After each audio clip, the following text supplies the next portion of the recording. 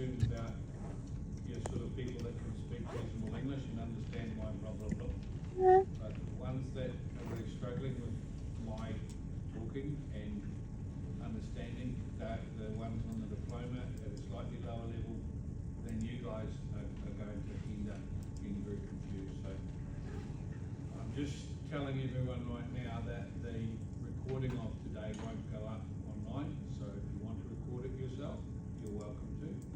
If you want to do this thing called pen and piece of paper, you're welcome to take notes as well, all right? If someone else wants to provide a link to somewhere, they're welcome to as well. At some point, we will finish civil, and at that point, you can start uploading some more videos, because we'll be doing structures, and they'll be the same. So it'll be week, I think, 9, 10, and 11. Okay, so I'm just about there. I'm just going into your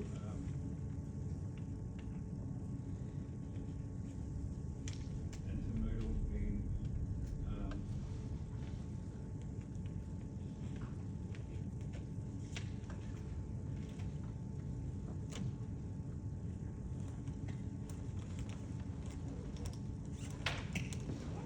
so you'll see there's a digital Dropbox has appeared in Moodle. So you've got 2 there now. So don't put your design report into assignment 2 and your assignment 2 into the design report, because not only will that mean more time for me, but I have this little thing where time equals negative marks for students. Okay, so don't test it. Make sure you put them in the right place. Right? What happens is I get a design report in a Word format. I try to open an AutoCAD, it won't open, and I'm going, what is wrong with my AutoCAD? And it's not me, it's actually the student has put the wrong file in the wrong box.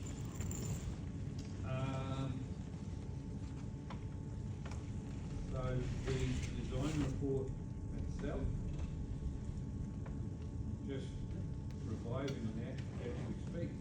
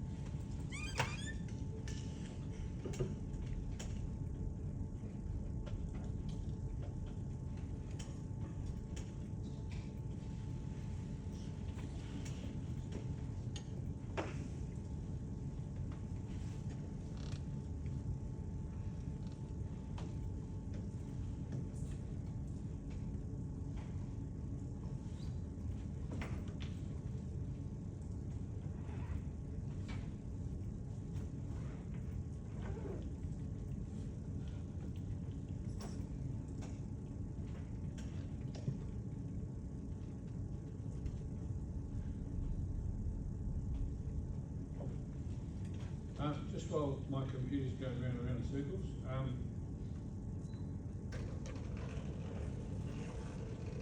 yeah. If you come in and you forget to pay for your parking, which I did about 2 weeks ago, and it was in a Friday class, I know that, got to pay, and I was going to do some more work in my office, so I went, oh, well, that's right, I forgot to pay. So at 12 o'clock I paid, right? And it went till 3, which is your maximum, 3 hours. And then I got a parking ticket because I didn't pay. They clicked me in the morning before 12 o'clock. It's not 3 hours max, so you pay 3 hours for all day? But I paid 3 hours max after that time, right? And my partner said, nah, you won't get away with it, don't worry about it. So I wrote a letter and said, you know, Yeah, they excuse you. When they give you a fine, they don't have the time of parking on it. It just said, you parked here in this car park without paying. And I sent them back my credit for paying and got off it. So it was, if you want to try and get off it, it's worth it, okay? I'll give you another tip. This one's better. I parked on the crossing going up to building, the crossing going up to building 115. You know the ramp? There's some marks on there for footpath crossing. And I looked up the council website. I've worked in a traffic department before. And the crossing is illegal because it doesn't go from point A to point B where there's a refuge for pedestrian. There's no signage and it's not lit up properly.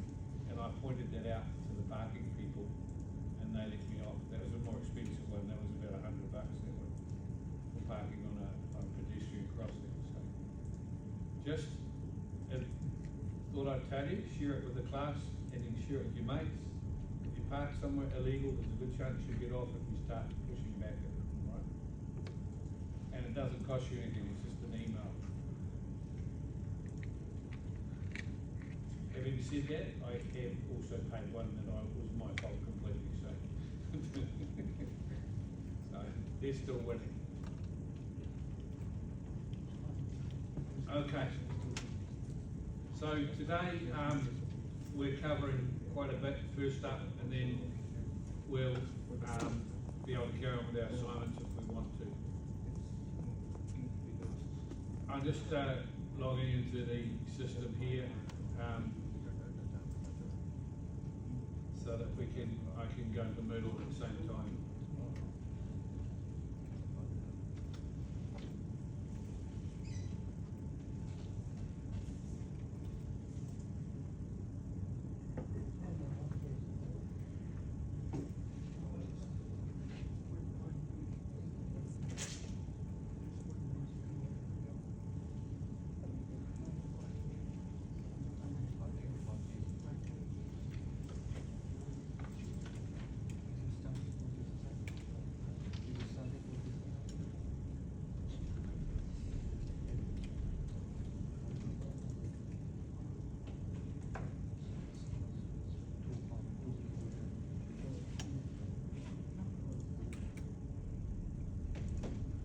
Okay, so today we're going to be talking about the design report.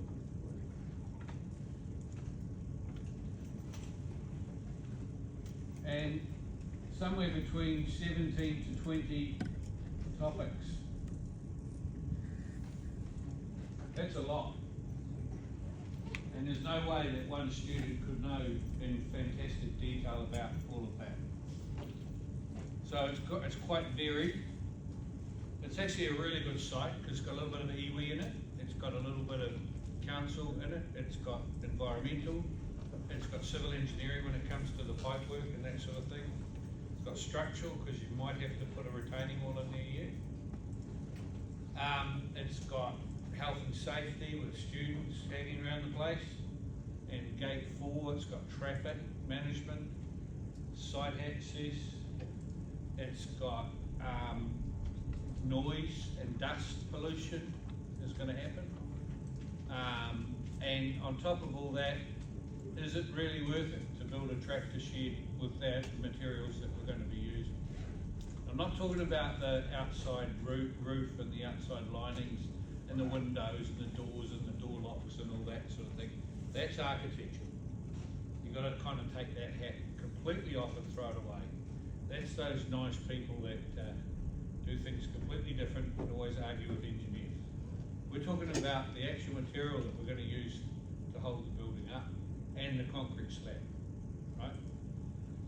To me, it's over-designed, and you may come to that conclusion when you're doing your presentation. I'm fine with that, you know, or you may come to the conclusion that that sort of costing is okay for a tractor shed.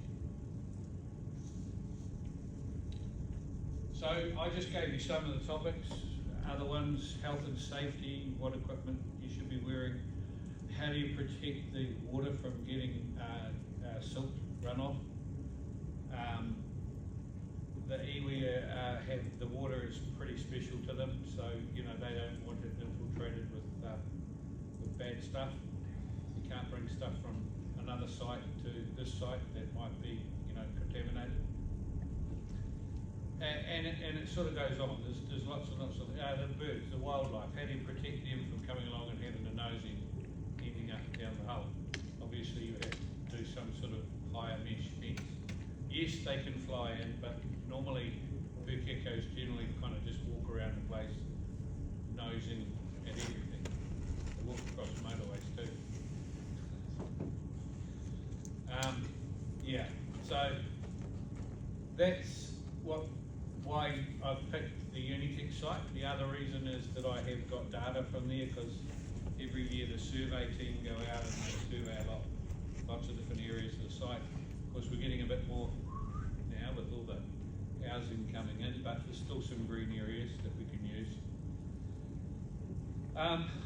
And you know, it's Auckland City, so there's different rules to Waitakere. It's kind of endless, some of your approaches. So it's not my job to tell you how to put together a report. That was last semester or the semester before when you did comms, right? And all of you put together, well, I'm assuming you passed it quite nicely, putting together a report for Hugh, or I think it was Hugh and Ingrid last semester, and before that it was you. No, another guy, Nicky. Yeah, so that's not my job. My job is to look at your report and see what content's in there and mark it accordingly, okay? Now, I haven't ever given a mark under 7 out of 10 for the report, but you can try me if you want to. So I'm generally pretty generous with it, because it isn't necessarily my field of expertise. So there's a bonus for you. If it was CAD, I'd be getting in there and tearing it to bits, but that's not. Secondly, the presentation, I believe anyone who stands up in front of the class should be given at least half marks. That's my opinion. So that's out of 5. So there are some, often students get 5 out of 5 for that. I was just telling chaps over here.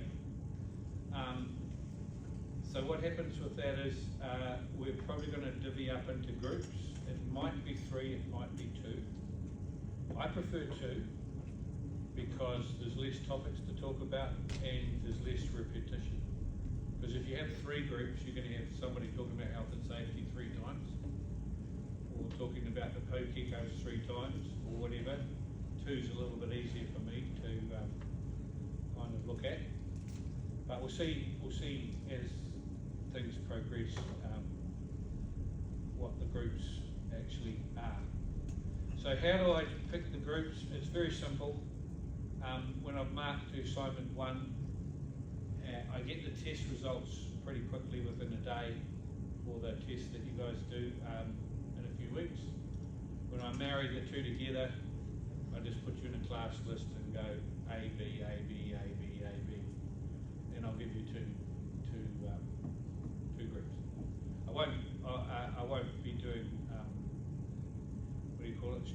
these, I'll actually just give you your number, your names. It'll be up to whoever's in whose group to get together. Now the cool thing about that is, you know, you guys might be mates, but there's a good chance you won't be in the same group. You might have to work with her or him, and you've never actually talked to them before in class, which is what happens in engineering. You have to work with people you don't know or even don't like to get the result done here. So it's actually ends up with the whole class actually getting to know each other fairly well by the end of the semester, which bodes well towards the rest of your studies.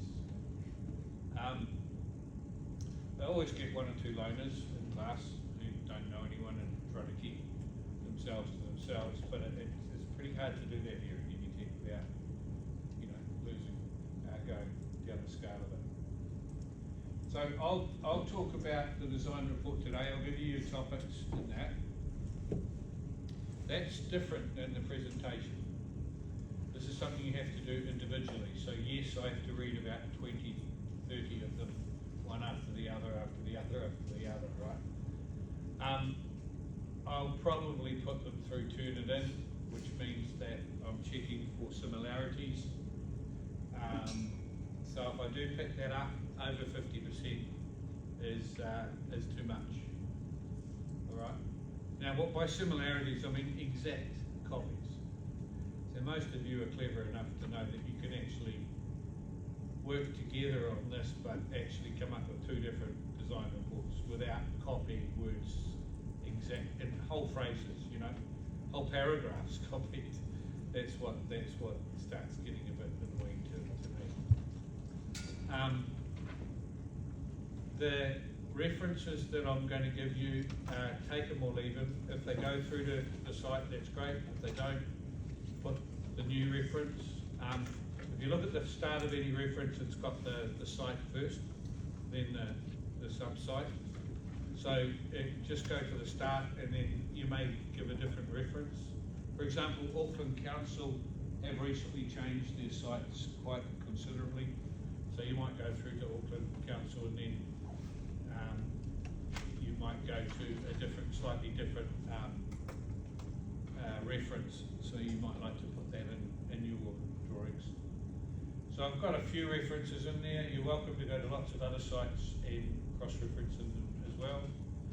If you're quoting for a site, then use the method that you were taught in communications to, you know, say that it was by someone on that somebody's written this and that's the way it should be. The hardest part about the design report is not writing it. It's actually very easy. The hardest part is squashing it into 1,000 to 1,500 words. And you'll know exactly what I'm talking about when you start doing it. 17 to 20 topics. It doesn't take much before you've accidentally written 100 words on one topic. And then when you look at that, that's 2,000 words. Oops. So there are penalties for less than 1,000, and there's penalties for more than 1,500. There are small ways around it, which I should really share. It can't be just you two. You can, for example, a figure with lots of words. You can take a screenshot and put that in there, and then the word count won't come up. All right? Now, don't mean your whole report, and then give me another 1,500 words. I don't want to be reading 3,000 words, but some figures, like for example on Excel, if you put them in, they start counting the words on that as well, you see. So you just got to be a wee bit more clever about how you do your figures. Unfortunately, also your contents, if you don't do them as some sort of screenshot, it'll come up every one of those words on your contents page. You'll have lost 200 words before you even start writing it, okay? So have a little think about that as you're going along. I'm sure that it's just another engineering problem to solve.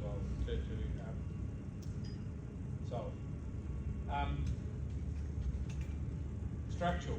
You've got no idea what the structural is going to look like yet, but I've got a little picture of a 3D of it, and as we go through to next week, I'll give you a little bit more information.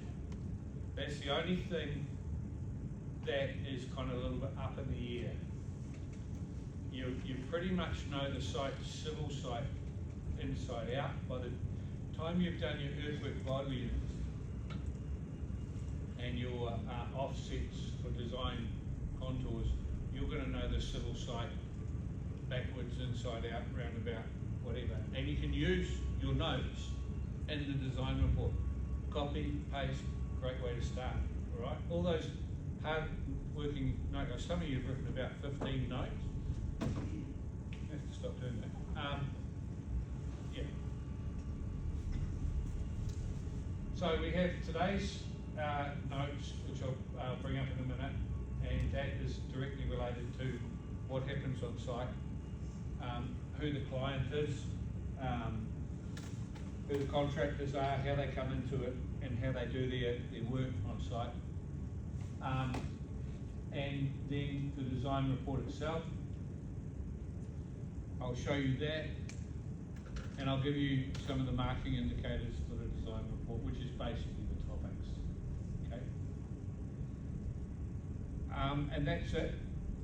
The next part of the lab is basically open for the past student to help and for me to help. Now I have had a request to go a little bit over the design contours. I will do that, but I must stress that this isn't about me showing you how to actually do assignment. This is about me giving you, week 2, I gave you 3 concepts, and you're supposed to apply those concepts to the assignment, okay? There is a very big clue in the ratio. So if the ratio is 2 to 1 and 1 to 1, you can apply that to any number you like. So if I said it's a ratio of 2 to 1, and the first number is 0.750, height, what would the 2 to 1 be lengthwise? 0.750.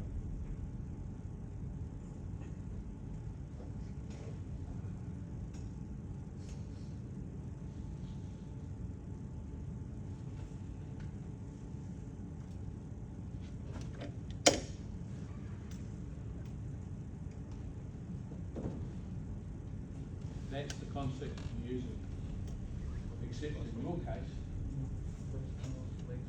it's 0.25.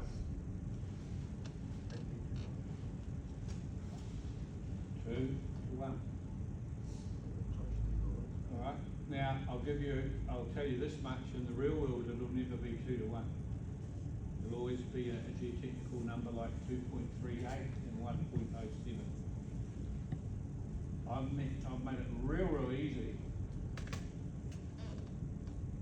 That's what our design contours are, this one. But that's, I just gave that example in class. Think of a stairwell.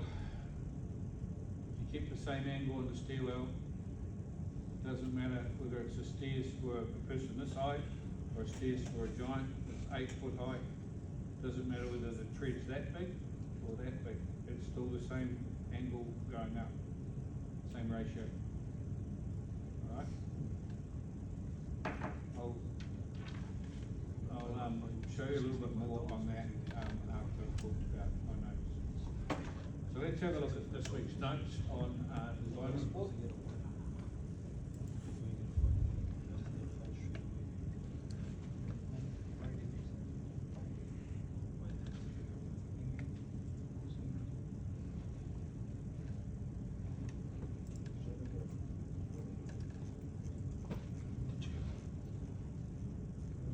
Now the good news about the design report is the hand-in date for it is the last week of the holidays. So for some of you that have to hang around Auckland, it's quite a long way away from hand-in. So you can do bits and pieces on it as you do an assignment too, and still get it done in time. But if you've decided to go to somewhere tropical for a holiday, take your laptop, you can do this one on Word, of course. And handing in the holidays is not an excuse. Oh, by the way, Roger, sorry, I'm with my family in Fiji on holiday on a tropical island, I can't hand in. I know what I'll do, I'll get the smallest guitar out in the world and start playing it while I'm there.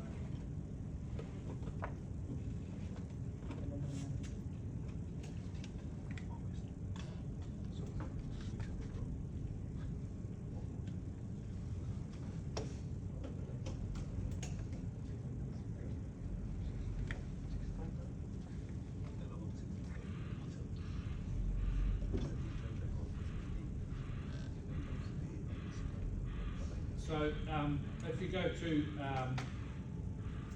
week 6,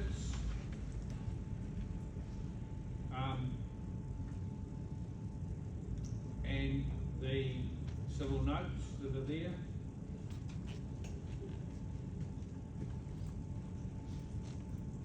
I think they start at around about page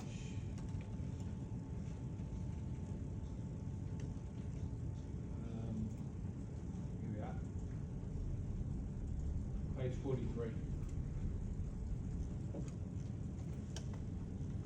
I'll just get my goggles on so that I can go slow down in Fiji.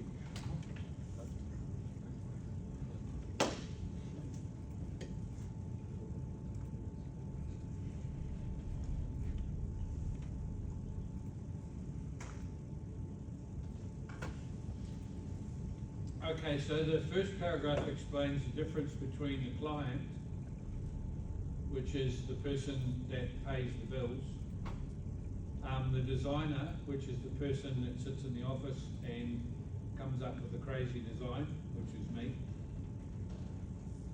the construction contractor, which will be the company that actually build it. Now, there is a wee bit of confusion there because a lot of construction companies bid for what they call a design and build,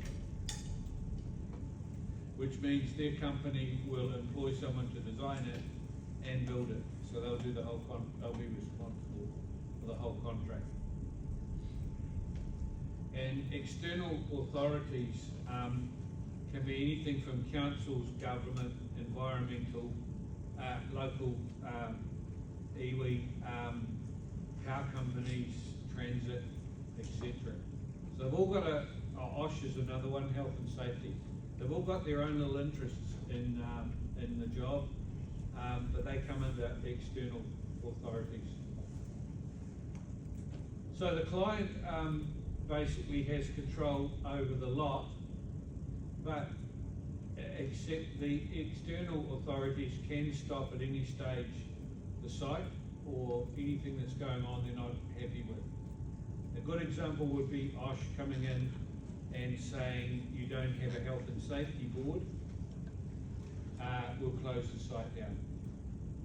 Now that might sound something you don't think you'll get involved with, but your first job on site will be to produce a health and safety board. Now, they call it a hazard board, actually, that's the real name, and it has all the hazards for the day. It might be overhanging power lines. It might be a digger parked near the site that could swing around and cause harm. It might be the fact that you've moved the access area. All sorts of things for that day that could cause issues.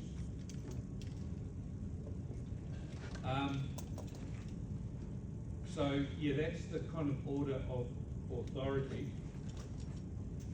So the client will ask for a preliminary design normally, and they'll pay up front for that, but not a big amount. They'll pay a percentage. And the consultancy which I work for as a designer will come back with usually one, sometimes two possible designs.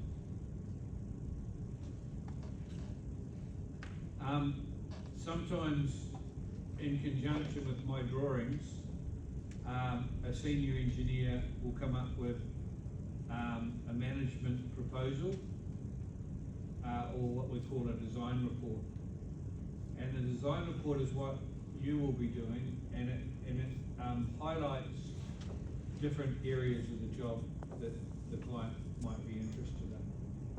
So really the report is aimed at the client, and it covers as much aspects of what will be going on site as possible. The other thing that we used to do in engineering was feasibility studies. Now, as degree students, it's possible you will be asked to do that in an engineering office. Feasibility means, should the job go ahead or not? What are the problems? What are the issues? And how can we possibly solve them? Now, I don't have to tell you, without even thinking about the job now, you're going to have an imbalance of earthworks. You're going to have a tree that might need cut down. You've got a retaining wall that might need to be built.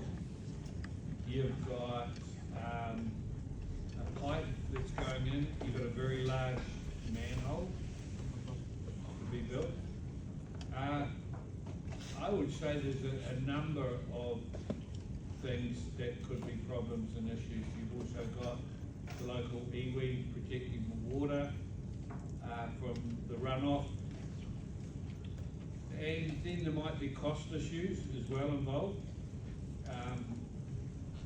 And let's not forget dust and noise and students and entranceways, the traffic at the entranceways coming off Carrington Road. I mean, the problems here are pretty much endless.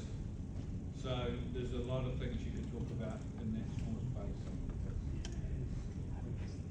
Once again, your word can't start shooting through the sky, okay? You don't have to start typing very much in bang. So what happens in the next process is that the preliminary design and the technical issues are all addressed in a further report, and costings are done.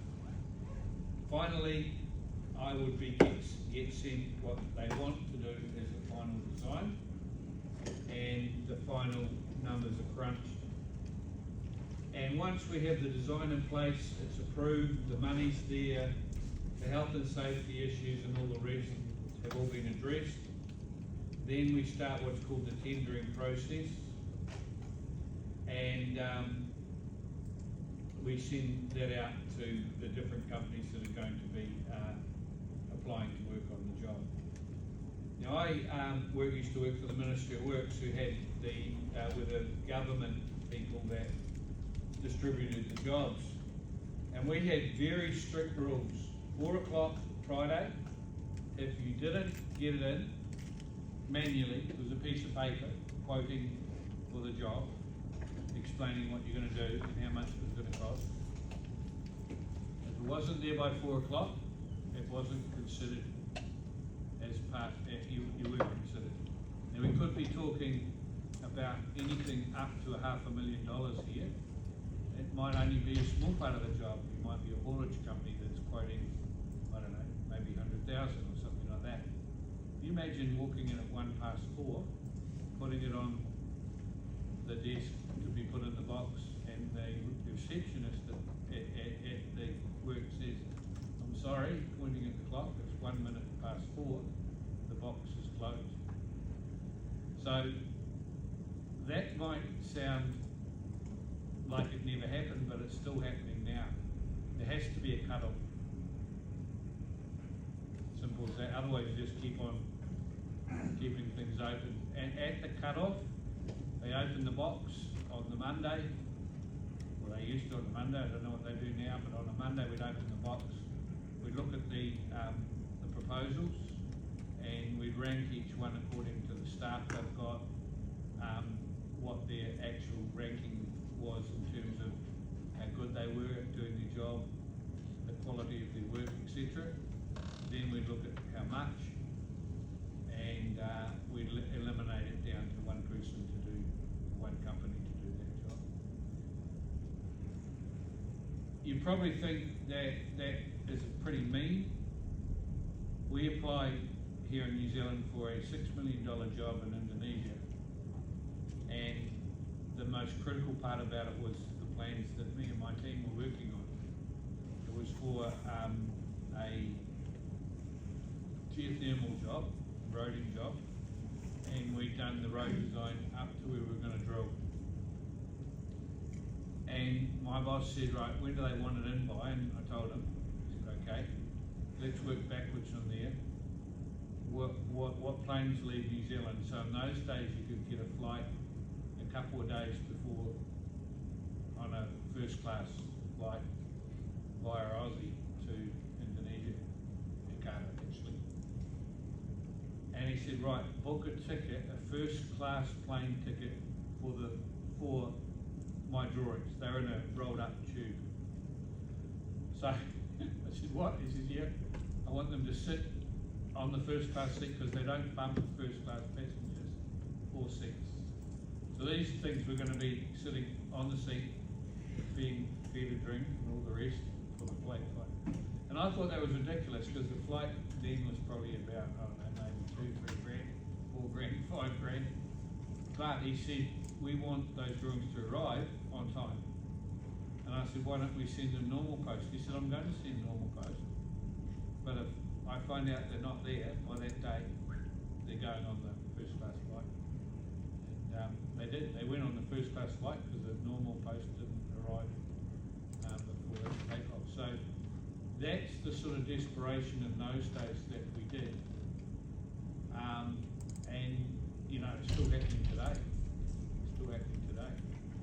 I know of a company that were bidding for the $4 billion job for the tunnel here, and they missed it because of their bid was late.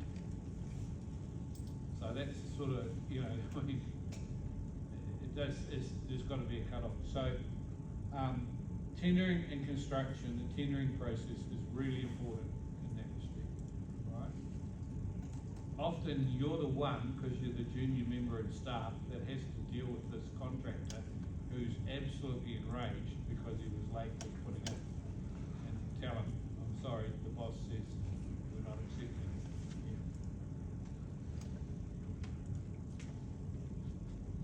Yeah. So what I've done here at the bottom of these particular notes is I'm giving some examples for you of a client brief. So here's an example of a client brief. The author is engaged to conduct a preliminary design for a proposed 1.5 metre. So this is all a nature walk. In 2000, and I think it was 5, we had a environmental degree here, which was the equivalent of Auckland University. You could get registered, and they asked me to come up with a project for them to draw. So we did a environmental walkway at Unitec, and I made them do a design report. So I'm giving you this as an example to see kind of the layout that you need to do in terms of the project. Now the good thing it is, some of these things could be looked at for yours. Some of them, no, they're miles off what you need to be doing. Whatever you do, if you're going to copy paste something, don't copy paste something that says, my suggestion is to put the walkway here. Yeah, that's like shooting yourself in the foot, because I know you've copied from here, and we've got a platform, not a walkway, right? And that is what one student did. He basically copied most of the stuff from here and forgot to put the word platform in. But never mind, I know none of you will do that. Please. So we have restrictions to the design. So this student's gone and they've written, I've XXX'd out a few things, but you can see that they've started highlighting some of the restrictions. They've quoted the Resource Management Act, which is still around today, but of course I didn't give you the reference, so you'll have to look that up yourself. You can use these photos of Unitech because although they're a little bit out of date, they're still photos you're allowed to use. I don't mind you using these. They've talked about design specifications, wetlands, aquatic life, and a little bit on the cost, and a little bit about the design plans. AutoCAD can be printed to a PDF, as you know. You can import a PDF into Word, but you can also do a screenshot into Word of your drawings as well. Okay. Now I expect I'll give you my expectations later on, but you know, drawing snapshots and that sort of thing will be part of your report. Hopefully they won't count as a word count. Here's another student's work, example 3. This one's gone into the proposed path, and he's talked about the slope of the walkway, and he goes into more detail on controlling sediments and evacuation material, and he used a couple of XXX. He went into some of the websites where you can see some of the different options for controlling the sediment is the flow off a site of clay water into the wetlands. And there's another example there without photos this time. This student's got a summary and a conclusion, and they've outlined things a little bit differently. They've gone into cut and fill. They addressed me as a client by my name, and they list the problems and some of the ways around it. So the reason for that is to give you a bit of an overview of the type of thing to write, and the headings that you might like to use, and the format of it. You're going to have to refer to your communications notes when you did that with probably Nick, but maybe Hugh and Ingrid, depending on what year you did that. Topics to cover. Okay. This is an example of the topics that particular year when they were doing that nature walk. But it also mentions buildings and things that are in the road. I've got a more specific list of topics on the actual assignment, but interestingly enough, it does that list there does cover most of the things that we need to talk about. And it also picks up a few things you may not have thought about, which is services. It's only a tractor shed, but it's probably going to need lighting, maybe a PowerPoint, and possibly water, or a cup of tea or whatever, you know, like a sink bench or something. So it's food for thought. I don't know if I've mentioned that, but that's something you might have to think about. The time of the year to carry out the work, that's a good one. And costings to me is one of the biggest ones. What about the location? It seems a bit daft to put it down where we've got it, when there could be better locations for a tractor shed around Unitech.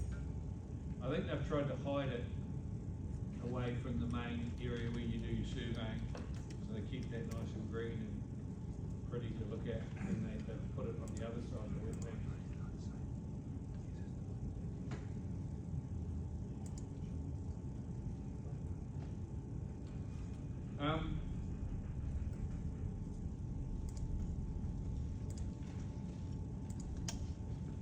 It's interesting here, I've got construction under various COVID levels.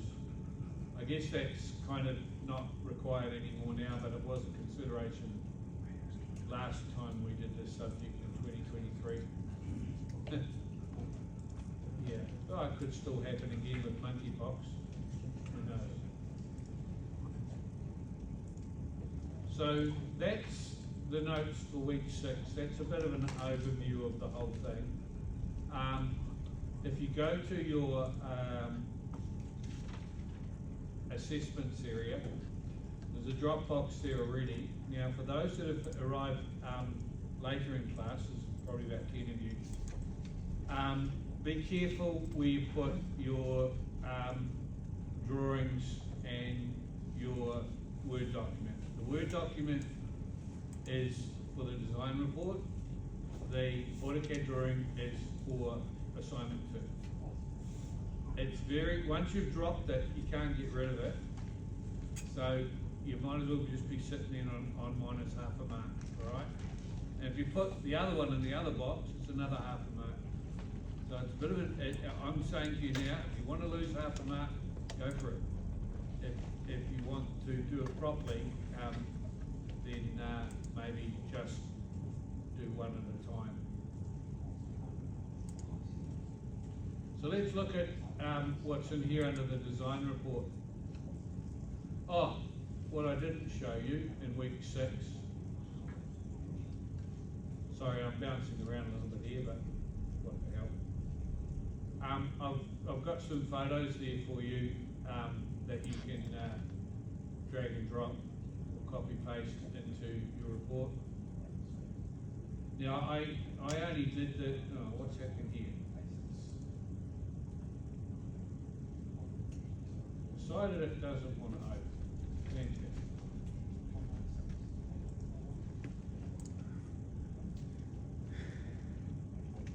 Here it is. Okay, these are more recent photos taken at Unitec. You may want to incorporate my wee friend there, or the wetlands area, or some of the general photographs as well. You're welcome to use those. There's an aerial one there as well. And this one here is taken outside lecture theatre, the yellow lecture theatre. It talks about the reference of the water and to the iwi, okay? So, welcome to use those. If you want to take your own photos, go for it. All right? And no, you're not allowed to take photos for the whole class. They have to go and get off their backside and do it themselves. Yeah. No. So you can, I'm not expecting to put in like hundreds of photos, but something relative to the topics is quite good. If you're talking about the wetlands or the Pukei Coast, there's a couple of shots there. You know, don't be like my daughter. She did an art diploma here at Unitec. Her English was really bad. So whenever she got an English project at school, she would do about 5 pages of art and about 4 lines of drawing of English. Yeah, she wondered why she never got a good mark. Taken after an old man, I think. Okay, so there's some photos you can use. Take some of your own if you're over there as well, and start thinking about the report. So we've got 1, 2, 3, 4 weeks until the break, and it's in the second week of the break to hand in for this. So you've got about 5 or 6 weeks. You should be able to nail it in a couple of days if you really sit down and do it. But anyway, that's the design report. 10 marks. Going back to the assessment, let's have a look at the actual report itself. And that's up here.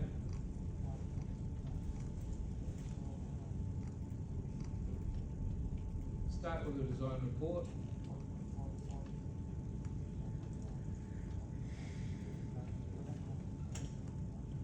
Okay, so the key thing is that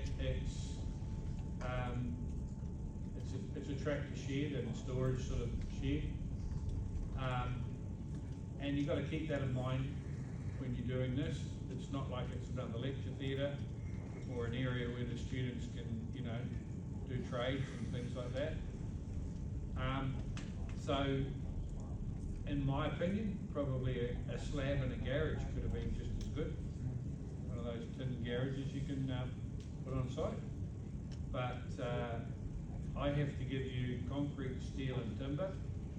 So I've combined that for the project, but how practical it is. Yeah. So we're looking at a word range, as I said, of 1,000 to 1,500 words. The client brief is there, and the report should cover A to N. And that's pretty much the order that you should be putting things in. However, you do need to think of one or two other things as well.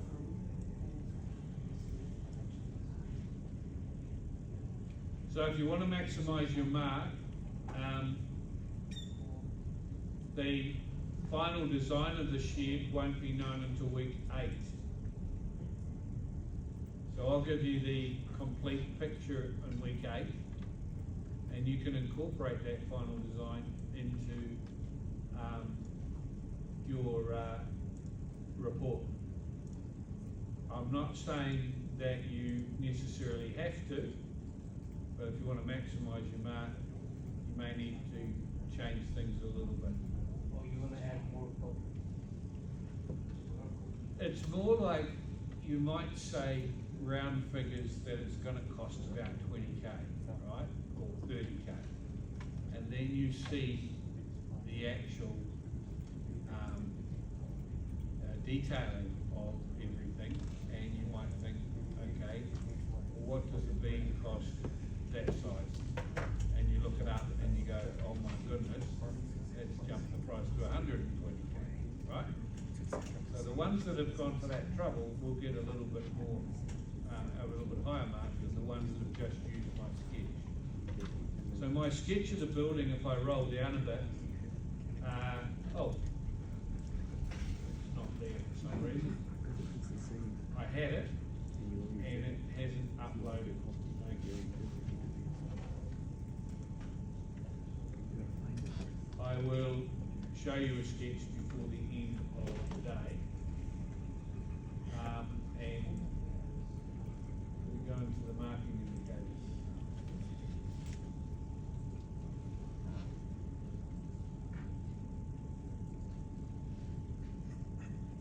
No, it hasn't. Okay, I'll look seriously into doing that in the next couple of minutes. I thought I'd actually done it, but we'll get there.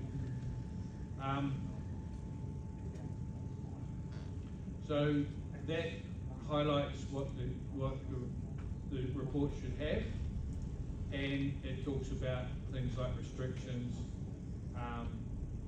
photo of the board outside the yellow lecture theatre, student considerations, services. So there's a few more things there that you'll need to throw in there as well.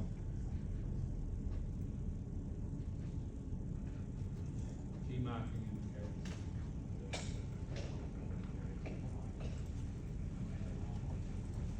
I'm not quite sure why the report hasn't got my little photo in it.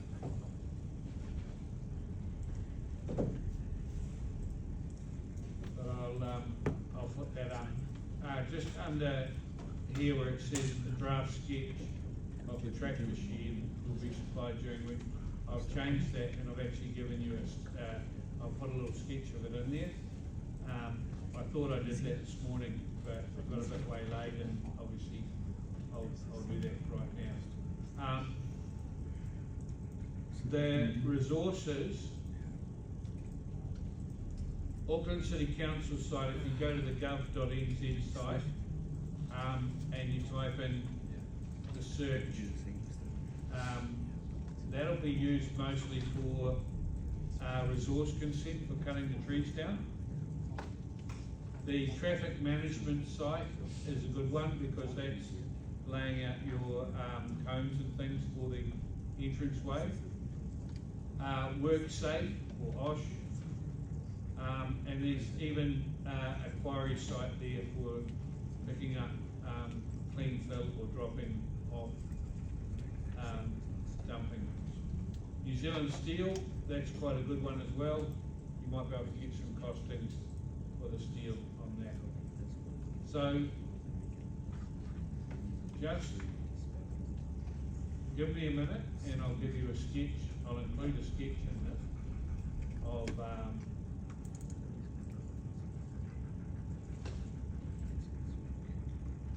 I'll upgrade V3.